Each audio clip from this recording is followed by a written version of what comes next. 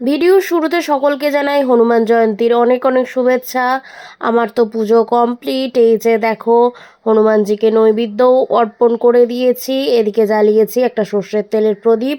আর এটা হচ্ছে আমাদের বাড়ির মনসা মন্দির, এখানেও পুজো দিয়ে আমি এখন যাচ্ছি আমাদের গ্রাম্য দেবতা রক্ষা কালী মাতার মন্দিরে। এটা আমাদের বাড়ির থেকে খুব কাছে। এটা হচ্ছে আমাদের মন্দিরটা, এর আগেও অনেক ভিডিওতে তোমাদেরকে দেখিয়েছি। এটা হচ্ছে গ্রামের সকলের মন্দির, নতুন বানানো হয়েছে।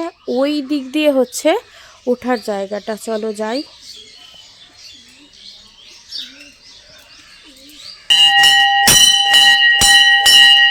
হঠাৎ করে আমি আসতে এই পাখিরা কিন্তু বেশ বিরক্ত। তবে কতদিন পর একটা চড়াই পাখি দেখলাম।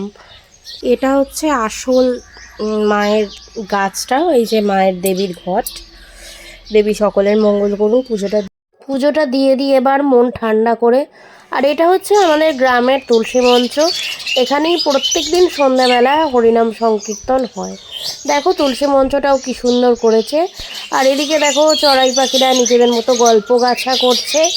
এই জায়গাটা একটা আলাদা শান্তি, গ্রামের মাঝখানে হলেও দেখো কি শান্ত পরিবেশ, কত পাখি। এই যে দেখো গাছে একটা কাক বসে আছে।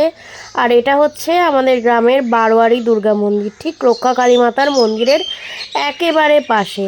এই মন্দিরটাও খুব সুন্দর। আর আমি বাড়ি আসতে না আসতেই এই মহারাজও চলে এসছেন।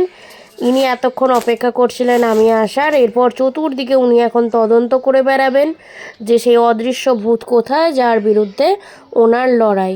আর এদিকে দেখো আমার বাবার পোষা ছাগল কালিয়া দাঁড়িয়ে আছে, ও বোধহয় বাবাকে খুঁজতে এসছে। কালিয়াকে প্রসাদের কয়েকটা ছোলা দেওয়াতে প্যান্থারের রাগটা শুধু দেখো। যাই হোক, টাটা, আবার দেখা হবে নেক্সট ভিডিওতে।